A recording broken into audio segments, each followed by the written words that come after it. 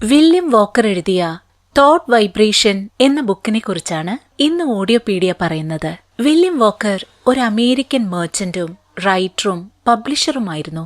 New thought മൂവ്മെന്റിന്റെ തലതൊട്ടപ്പന്മാരിൽ ഒരാളെന്ന് ഇദ്ദേഹത്തെ പറയാം. 1908 William വോക്കറിന്റെ thought vibration എന്ന പുസ്തകം ആദ്യമായി പബ്ലിഷ് ചെയ്തത്.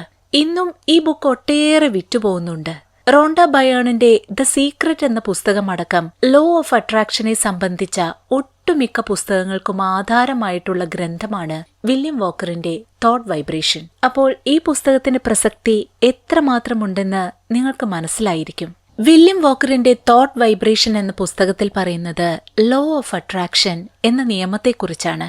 ആഗ്രഹിക്കുന്നതെന്തും നേടിത്തരുന്ന ലോ ഓഫ് അട്രാക്ഷൻ. എന്താണ് അപ്പോൾ ഈ തോട്ട് വൈബ്രേഷൻ? ഓരോ ദിവസവും ആയിരക്കണക്കിന് ചിന്തകളാണ് നമ്മുടെ തലച്ചോറിലുണ്ടാവുന്നത്. അത് നമ്മുടെ ശരീരത്തിലും മനസ്സിലും ഒരു പ്രത്യേക എനർജി ക്രിയേറ്റ് ചെയ്യുന്നു. ആ എനർജി വൈബ്രേഷനായി മാറുന്നു. നമ്മൾ പോസിറ്റീവായി ചിന്തിക്കുമ്പോൾ പോസിറ്റീവ് വൈബ്രേഷൻസ് ഉണ്ടാകുന്നു. ഇനി നെഗറ്റീവായാണ് ചിന്തിക്കുന്നതെങ്കിൽ നെഗറ്റീവ് വൈബ്രേഷൻസ് ആണ് നമ്മുടെ ഉള്ളിൽ ക്രിയേറ്റ് ആവുക. ഈ വൈബ്രേഷൻസും എനർജിയും നമുക്ക് ചുറ്റും ഒരു ഓറയുണ്ടാക്കും. ഉദാഹരണത്തിന്, നമ്മളൊരു പോസിറ്റീവായ വ്യക്തിയെ കണ്ടുമുട്ടി അവരോട് സംസാരിക്കുമ്പോൾ നമുക്കൊരു പോസിറ്റീവ് എനർജി ഫീൽ ചെയ്യാറില്ലേ? അതിനു കാരണം അവരിലുള്ള പോസിറ്റീവ് വൈബ്രേഷൻസ് നമ്മളിലേക്കും പടരുന്നതാണ്. 1901 വരെ വില്യം ഒരു പുസ്തകം പോലും എഴുതിയിരുന്നില്ല. എന്നാൽ പിന്നീടുള്ള 30 വർഷം കൊണ്ട് 100-ലേറെ പുസ്തകങ്ങളാണ് അദ്ദേഹം എഴുതി പ്രസിദ്ധീകരിച്ചത്. അതിൽ തന്നെ തോട്ട് വൈബ്രേഷൻ എന്ന പുസ്തകം വളരെ ചർച്ച ചെയ്യപ്പെട്ട മികച്ച പുസ്തകമായിട്ടാണ് ഇന്നും വിലയിരുത്തപ്പെടുന്നത്. ഇന്നത്തെ പല ലോ ഓഫ് അട്രാക്ഷനുമായി ബന്ധപ്പെട്ട പുസ്തകങ്ങൾ വില്യം വോക്കറിന്റെ തോട്ട് വൈബ്രേഷൻ അടിസ്ഥാനപ്പെടുത്തി ഉണ്ടായതാണ്. ഈ പുസ്തകത്തിൽ ഇല്ലാത്ത ഒന്നും തന്നെ ലോ ഓഫ് അട്രാക്ഷന്റെ ഏതൊരു പുസ്തകത്തിലും ഇല്ല എന്നാണ് പറയുന്നത്. എന്നാൽ ഈ പുസ്തകത്തെ വ്യത്യസ്തമാക്കുന്നത് ഇതിലെ ശക്തവും സൗന്ദര്യമാർന്നതുമായ അദ്ദേഹത്തിന്റെ ഭാഷയാണ്. ഈ പുസ്തകം വായിച്ചാൽ നമുക്ക് തോന്നുക ഇതാണ് ലോ ഓഫ് അട്രാക്ഷന്റെ തുടക്കമെന്നാണ്. കാരണം അത്രമാത്രം ക്ലാരിറ്റിയോടെയാണ് ഓഥർ വില്യം വോക്കർ ഇതിൽ ലോ ഓഫ് അട്രാക്ഷനെ വിശദമാക്കിയിരിക്കുന്നത്. Chapter 1, William's working creed. വില്യംന് ഒരു വർക്കിംഗ് ക്രീഡ് ഉണ്ടായിരുന്നു. അതായത് ആഗ്രഹങ്ങൾ സഫലമാക്കാനുള്ള ഒരു മാസ്റ്റർ പ്ലാൻ എന്ന് പറയാം ഈ വർക്കിംഗ് ക്രീഡിനെ. ന്യൂ തോട്ട് എന്ന സംഘത്തിന്റെ എഡിറ്റർ ആയിരുന്നപ്പോൾ അദ്ദേഹം തന്റെ മികച്ച എഴുത്തിലൂടെയും ആർട്ടിക്കിൾസിലൂടെയും വായനക്കാർക്കിടയിൽ പേരെടുത്തു. അദ്ദേഹത്തിന്റെ എഴുത്ത് പലരെയും സ്വാധീനിച്ചിരുന്നു. മറ്റു പല പുസ്തകങ്ങളിലും ഇതിലെ ആർട്ടിക്കിൾസിലെ വരികളും മറ്റും കോട്ട് ചെയ്ത് മറ്റുള്ളവർ ഉപയോഗിച്ചിരുന്നു. അദ്ദേഹം പറഞ്ഞതിൽ വളരെ ശക്തമായ ഒരു കാര്യമുണ്ടായിരുന്നു. അത് ഹ്യൂമൺ മൈൻഡിനെ കുറിച്ചാണ്. ഹ്യൂമൺ മൈൻഡ് എന്നത് എല്ലാറ്റിനേക്കാളും ശക്തിയുള്ള ഒന്നാണ്. എനർജിയുടെ ഏറ്റവും വലിയ ഉൽപാദകൻ ചിന്തകളാണ്, തോട്ട്സ്.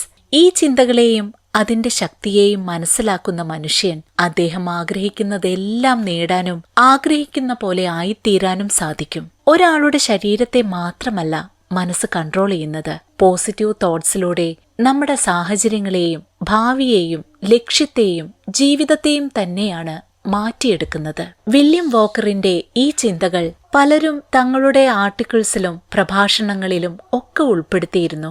എനിക്കൊന്നും ചെയ്യാൻ സാധിക്കില്ല എന്ന് ചിന്തിക്കുന്ന ആളാണോ നിങ്ങൾ? എന്നാൽ നിങ്ങൾ മനസ്സിലാക്കുക, എനിക്ക് സാധിക്കും, ഞാൻ ഇത് ചെയ്യും എന്നുള്ള മൈൻഡ് സെറ്റ്, അത്തരമൊരു ആറ്റിറ്റ്യൂഡ് നിങ്ങളെ സക്സസിലേക്ക് എത്തിക്കുമെന്ന്. തോട്ട്സ് ആണ് റിയാലിറ്റി ആവുന്നത്. ഈ തോട്ട്സും ലോ ഓഫ് അട്രാക്ഷൻസും കൊണ്ട് നമുക്ക് ലോകം തന്നെ കീഴടക്കാൻ സാധിക്കും. എന്താഗ്രഹിച്ചാലും അത് ലഭ്യമാക്കാൻ ശക്തിയുള്ള ടൂളാണ് ഈ തോട്ട് വൈബ്രേഷൻ എന്ന് പറയുന്നത്. ഓഥർ വില്യം പറയുന്നത് എല്ലാ വസ്തുക്കളിലും ഇൻഫിനിറ്റ് ആയ പവർ ഉണ്ടെന്നാണ്. എന്നാൽ അതിന്റെ ശക്തിയെക്കുറിച്ച് നമുക്ക് അത്രമാത്രം അറിവില്ല ഇന്നും. എന്നിരുന്നാലും നമ്മൾ പതുക്കെ അറിയാൻ ശ്രമങ്ങൾ നടത്തുന്നുണ്ട്. അതിനെ താമസിയാതെ പൂർണ്ണമായി മനസ്സിലാക്കാൻ സാധിക്കുമെന്ന പ്രതീക്ഷയാണ് വില്യം വോക്കർ തന്റെ തോട്ട് വൈബ്രേഷനിലൂടെ പങ്കുവെക്കുന്നത്. ഇനി തോട്ട് വൈബ്രേഷനെ കുറിച്ച് നമുക്ക് കുറച്ചുകൂടി വിശദമായി നോക്കാം. വില്യം തന്റെ വർക്കിംഗ് ക്രീഡിൽ തോട്ട് വൈബ്രേഷനെ കുറിച്ച് പറയുന്നുണ്ട്. അദ്ദേഹത്തിന് വാക്കുകൾ കൊണ്ട് തന്റെ വിശ്വാസത്തെ ഊട്ടിയുറപ്പിക്കാനും ആഗ്രഹങ്ങൾ നേടാനും നന്നായി അറിയാമായിരുന്നു. അദ്ദേഹം ചിന്തിച്ചിരുന്നത് ഈ ലോകം സഞ്ചരിക്കുന്നത് ഒറ്റ നിയമത്തിൽ അധിഷ്ഠിതമായിട്ടാണെന്നായിരുന്നു.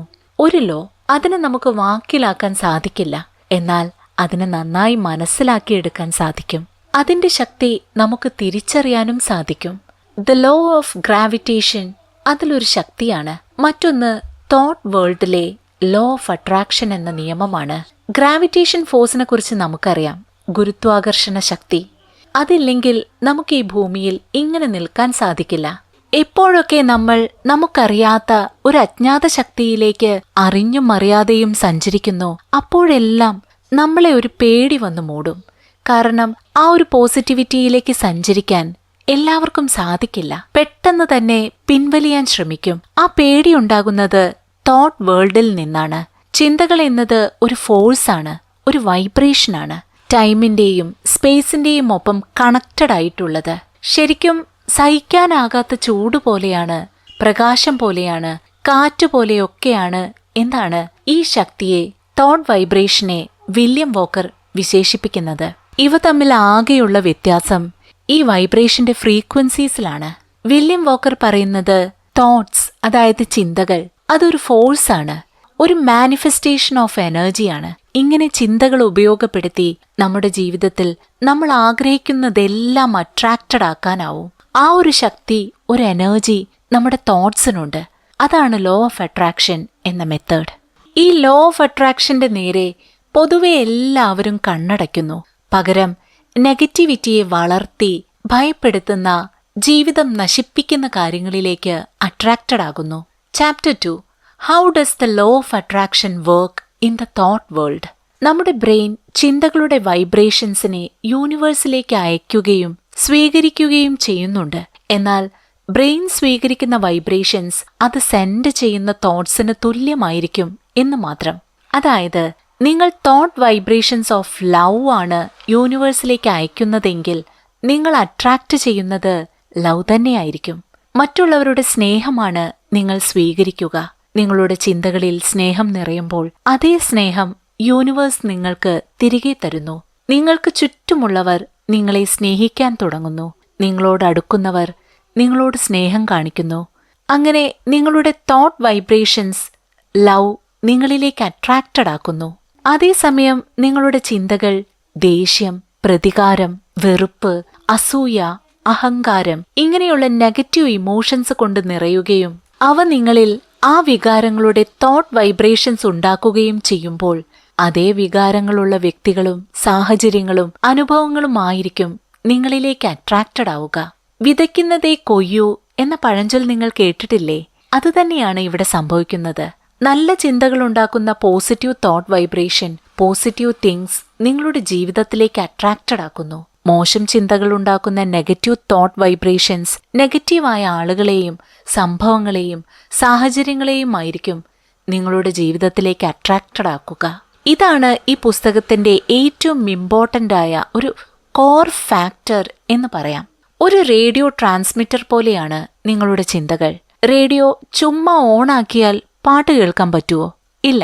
അതിന് പ്രത്യേക ഫ്രീക്വൻസിയിൽ ട്യൂൺ ചെയ്യുമ്പോൾ അതേ ഫ്രീക്വൻസിയിലുള്ള വേവ്സിനെ അത് റിസീവ് ചെയ്യും. എന്നിട്ട് നമ്മൾ പരിപാടി കേൾപ്പിക്കും. ഇങ്ങനെയാണ് റേഡിയോയുടെ വർക്കിംഗ് വരുന്നത്. തോട്ട് വൈബ്രേഷൻസിലും ഇത് തന്നെയാണ് സംഭവിക്കുന്നത്.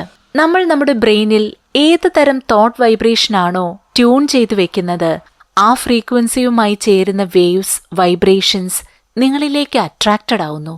ഇതുകൊണ്ടാണ് നെഗറ്റീവായ ആളുകൾ നെഗറ്റീവ് കാര്യങ്ങൾ മാത്രം ലോകത്ത് കാണുന്നതും കേൾക്കുന്നതും. പോസിറ്റീവായവർ അതേസമയം എല്ലാ നേട്ടങ്ങളും ഉണ്ടാക്കുന്നു.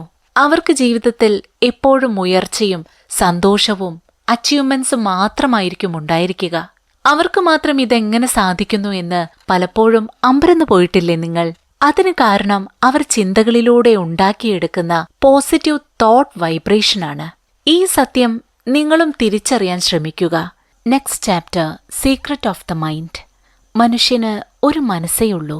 എന്നാൽ മനസ്സിന് 2 വ്യത്യസ്ത വിഭാഗങ്ങളുണ്ട്. ആക്റ്റീവ് എഫേർട്ട് എടുക്കുന്ന ഒരു വിഭാഗവും പാസീവ് എഫേർട്ട് എടുക്കുന്ന മറ്റൊരു വിഭാഗവും. നിങ്ങൾ അറിഞ്ഞുകൊണ്ട് പുറപ്പെടുവിക്കുന്ന തോട്ട് വൈബ്രേഷൻസ് ആണ് ആക്റ്റീവ് എഫേർട്ടിൽ വരുന്നത്. നിങ്ങളുടെ ബ്രെയിനും നിങ്ങൾക്കും പുതിയതായിരിക്കും. എന്നാൽ പാസീവ് എഫേർട്ട് എന്ന് പറയുന്നത് ആക്റ്റീവ് എഫേർട്ടിന്റെ ഒരു റിസൾട്ട് മാത്രമാണ്. അത് പ്രത്യേകിച്ച് ഒന്നും ചെയ്യുന്നില്ല. നിങ്ങളുടെ മനസ്സ് ആക്റ്റീവ് എഫേർട്ടിലൂടെ നൽകുന്ന നിർദ്ദേശങ്ങൾ കൃത്യമായി പാലിക്കുക മാത്രമാണ് പാസീവ് എഫേർട്ട് ചെയ്യുന്നത്.